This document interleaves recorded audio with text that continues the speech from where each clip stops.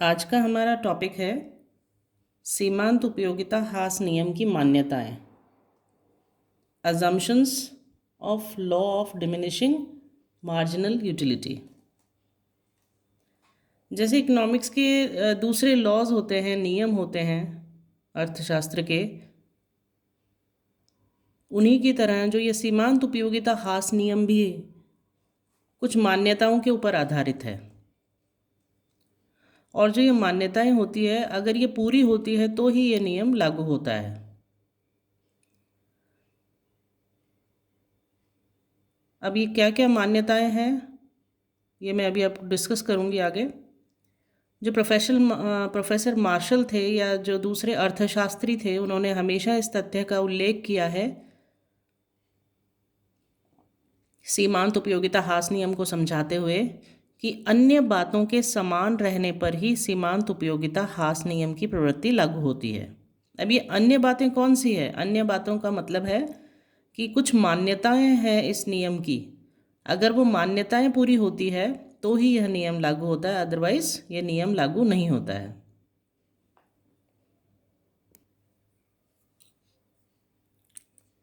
तो law of diminishing marginal utility की जो अजम्पशंस है, उसमें जो सबसे इम्पॉर्टेंट मान्यता है वो है वस्तु की सभी इकाइयाँ गुण एवं मात्रा में समान होनी चाहिए।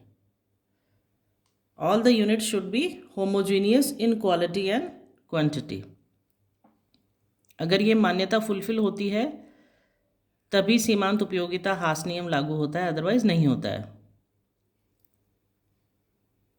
जैसे कि मैंने पिछले वीडियो में आपको एक संतरे का उदाहरण दिया था, उसी तरह हम यहाँ पे भी एक उदाहरण लेते हैं कि अगर संतरे का उपभोग किया जाता है तो जो सभी संतरे हैं वो गुण में, मात्रा में, उनकी बनावट में एक जैसे होने चाहिए। अगर पहला संतरा उपभोग किया जाता है वो खट्टा निकलता है और दूसरा मीठा, या पहला संतरा छोटा होता है और दूसरा बड़ा, तो पहले संभावना क्या है? संभावना ये है कि पहले संतरे की अपेक्षा दूसरे संतरे से अधिक संतुष्टि प्राप्त होगी।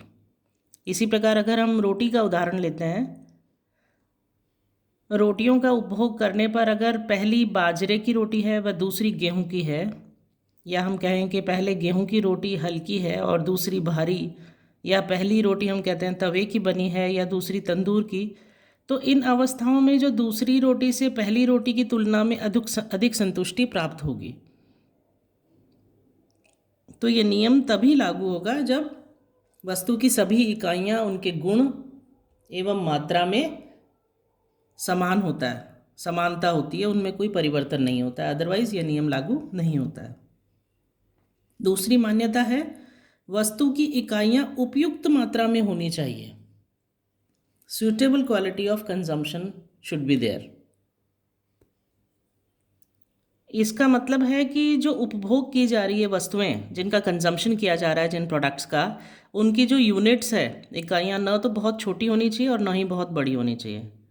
फॉर एग्जांपल हम लेते हैं कि पानी के पूरे ग्लास की जगह अगर एक एक बूंद बूंद करके पानी पिया जाता है, या हम एग्जांपल लेंगे अंगीठी में जो कोयले जलाए जाते हैं वो एक एक करके जलाए जाएं, तो इन अवस्थाओं में क्या होगा? यह नियम लागू नहीं होगा। और ऐसा तभी तक होगा जब तक कि ये जो अनुपयुक्त इकाइयां हैं उपयुक्त इकाई की सीमा तक न पहुंच जाएं। और जब ये उपयुक्त इकाई की सीमा तक पहुंच जाएगी तो आगे अपने आप ही सीमांत उपयोगिता ह्रास नियम लागू हो जाएगा। देन अगली मान्यता है उपभोग का क्रम निरंतर रहना चाहिए, यानी कि there should be continuous consumption होना चाहिए। इसका क्या मतलब है? इसका ये मतलब है कि अगर 2 यूनिट्स का कंजम्पशन किया जाता है, 2 इकाइयों का उपभोग किया जाता है, तो उनका जो क्रम है उसमें बाधा नहीं होनी चाहिए, बाधा नहीं पड़नी चाहिए, अदरवाइज़ यह नियम लागू नहीं होगा। जैसे मान लीजिए कि अगर दोपहर में एक रोटी खाई जाती है और दूसरी रोटी रात को खाई जाती है, तो ये कोई ज़रूरी नहीं है कि जो दूसरी रोटी खाई है उससे पहले की तुलना में कम उपयोगिता मिले, क्योंकि वहाँ पर क्या आ गया है? गैप आ गया है, कंटिन्यूटी नहीं रही है। तो कंजम्पशन में क्या होना ज़रूरी है? कंटिन्यूटी होना ज़रूरी है, क्रम निरंतर रहना ज़रूरी है, तभी यह नियम लागू होगा। अगली मान्यता जो सबसे इम्पोर्टेंट मानी जा सकती है वो है उपभोक्ता की मानसिक स्थिति समान रहनी चाहिए। There should not be changes in consumers mental condition.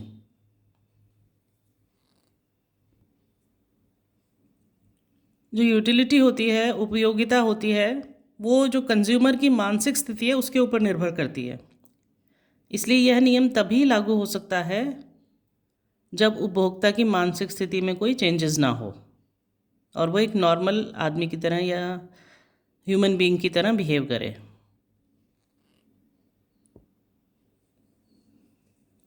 अगली मान्यता है उपभोक्ता की आय, स्वभाव तथा रुचि में परिवर्तन नहीं होना चाहिए। There should be no change in income, taste, habit और प्रेफरेंसेस ऑफ द कंज्यूमर। अगर इनमें परिवर्तन होता है तो अगर परिवर्तन होता है यानी चेंजेस होते हैं तो चेंजेस होने से क्या होगा कि जो कंज्यूमर है उसका मानसिक दृष्टिकोण में भी चेंज आ जाएगा। ठीक है, और इस दृष्टिकोण में चेंज आने के कारण क्या होगा, आगे की जो इकाइयों से जो उसको यूटिलिटी मिलेगी, जो एडिशनल यूनिट्स वो कंज्यूम कर रहा है उससे जो उसकी यूटिलिटी मिलेगी उससे अधिक उपयोगिता प्राप्त होने लगती है। और अगर अधिक उपयोगिता प्राप्त होने लगेगी तो यह नियम लागू नहीं होगा। इसलिए क्या ज़रूरी है, ये ज़रूरी है कि उपभोक्ता की आय, उसका स्वभाव और उसकी रुचि में कोई भी परिवर्तन ना हो। अगली मान्यता है उपभोग वस्तु तथा उसकी स्थानापन्न वस्तुओं के मूल्यों में परिवर्तन नहीं होना चाहिए।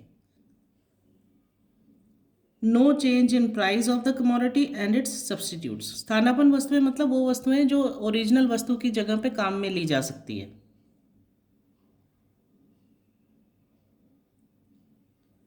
अगर उपभोग वस्तु के मूल्यों में कमी आती है और जिसकी वजह से जो आगे की इकाइयों पर उपभोक्ता को कम पैसा व्यय करना पड़ेगा।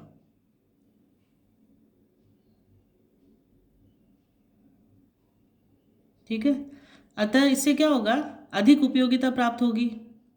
हम एक उदाहरण लेते हैं, मानते हैं कि संतरा है, मान लीजिए 40 रुपये का 1 किलो मिलता है, या हम उसको एक यूनिट में अगर देखते हैं तो हम मानते हैं कि उदाहरण है ये एक कि 40 पैसे का एक संतरा मिलता है। अगर 3 संतरे लेने के बाद दुकानदार 30 पैसे प्रति संतरे की दर से संतरे देने को तैयार हो जाता है। शुरू में वो कितना दे रहा था, 40 पैसे का एक संतरा दे रहा था, और जब 3 संतरे खरीद लिए जाते हैं तो दुकानदार कहता है कि ठीक है, मैं 30 पैसे प्रति संतरे आपको दे दूंगा। तो जो चौथे संतरे की उपयोगिता है वो तीसरे की तुलना में अधिक हो जाएगी। इसलिए यह नियम लागू नहीं होगा। तो क्या ज़रूरी है मान्यता इसकी ये है कि उपभोग जो वस्तु है तथा उसकी जो स्थानापन्न वस्तुएं हैं उनके मूल्यों में परिवर्तन नहीं होना चाहिए, तभी यह नियम लागू होगा।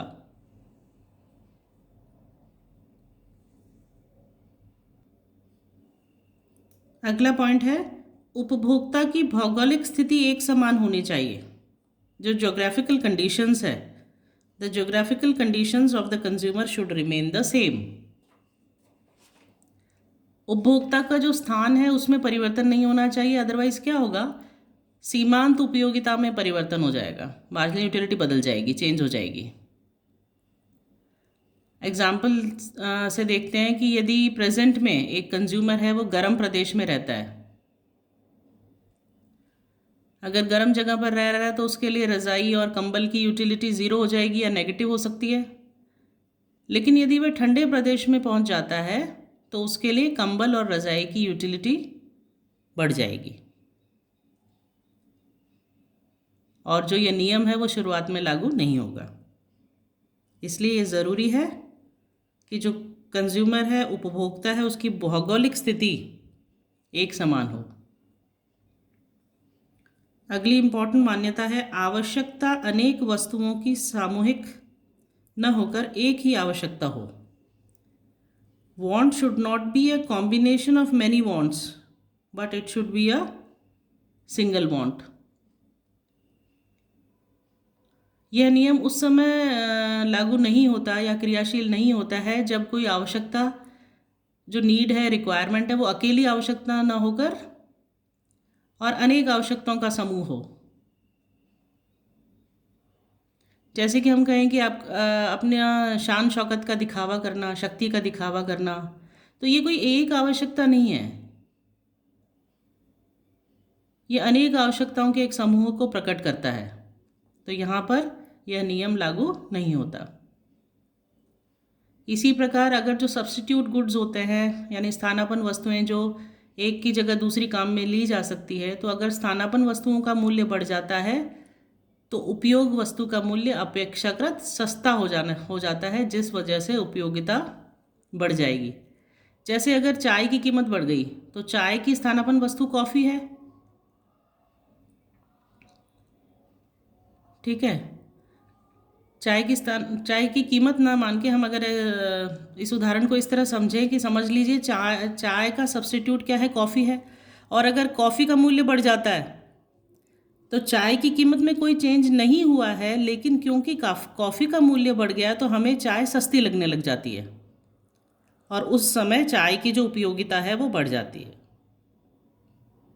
तो ये थी मान्यताएं सीमांत उपयोगिता हास नियम की, जिनके बिना नियम लागू नहीं होता। अगर ये मान्यताएं फुलफिल होती है, पूरी होती है, तभी सीमांत उपयोगिता हास नियम लागू होता है।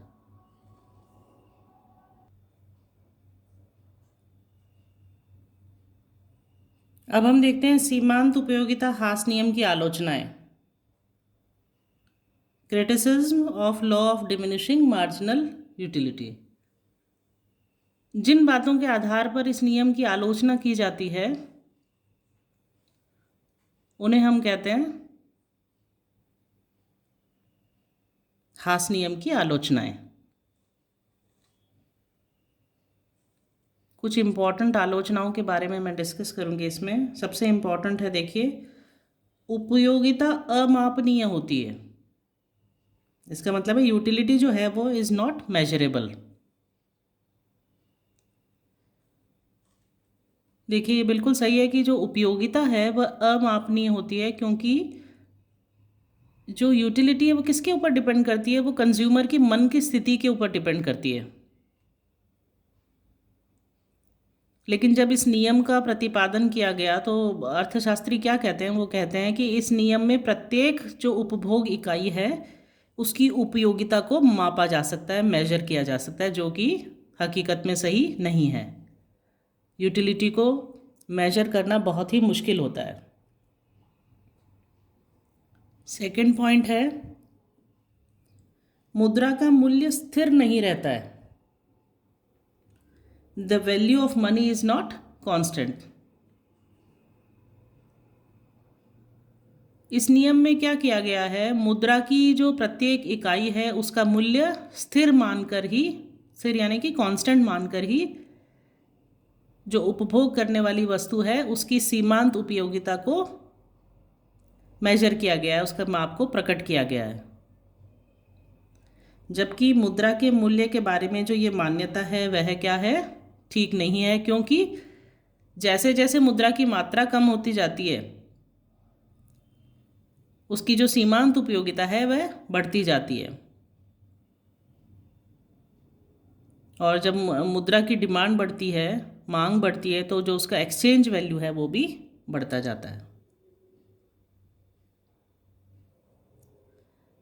थर्ड जो क्रिटिसाइज किया गया है, इसको मेन पॉइंट उसमें ये है, व्यक्तिगत भावना पर आधारित है ये, based on subjective nature of the consumer. इस नियम के अंतर्गत क्या किया गया है, इस नियम के अंतर्गत जो पर्सनल विचार है, व्यक्तिगत विचार है, उनको ज़्यादा महत्व दिया गया है, जो कि ठीक नहीं है। क्योंकि क्या होता है कि जो व्यक्ति के विचार होते हैं वो देश के हिसाब से या समय के हिसाब से, काल के हिसाब से या परिस्थिति के हिसाब से या उस व्यक्ति की रुचि के हिसाब से, इच्छा के हिसाब से, या हम कह सकते हैं उसकी भावनाओं के हिसाब से प्रभावित होते हैं और हमेशा चेंजेबल होते हैं, परिवर्तनशील होते हैं।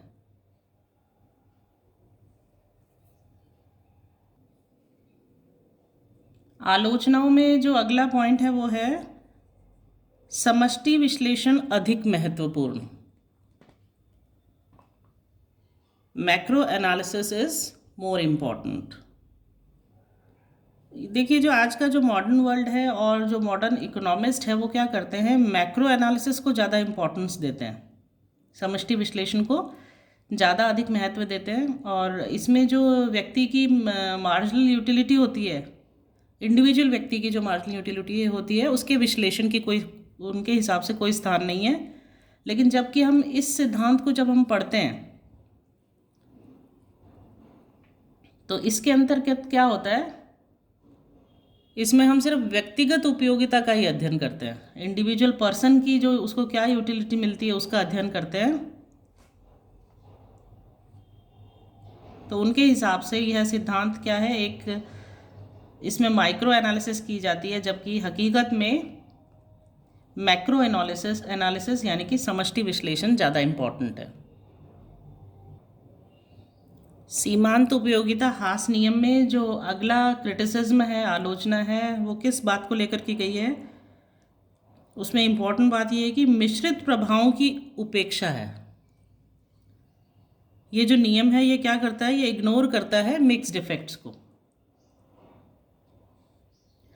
इस नियम में किसी जो एक वस्तु है उसकी उपयोगिता को उसकी मात्रा में वृद्धि के अनुसार वो कैसे प्रभावित होता है ये बताया गया है।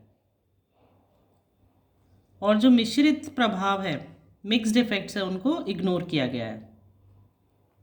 जबकि हकीकत में क्या होता है कि किसी वस्तु का जब उपभोग होता है तो उसके उपभोग होने पर उससे जो संबंधित सब्स्टिट्यूट उसकी जो वस्तुएं होती है, स्थानापन्न या जैसे हम कह सकते हैं पूरक वस्तुएं होती है, उनकी मात्राओं में परिवर्तन के भी प्रभाव पड़ते हैं।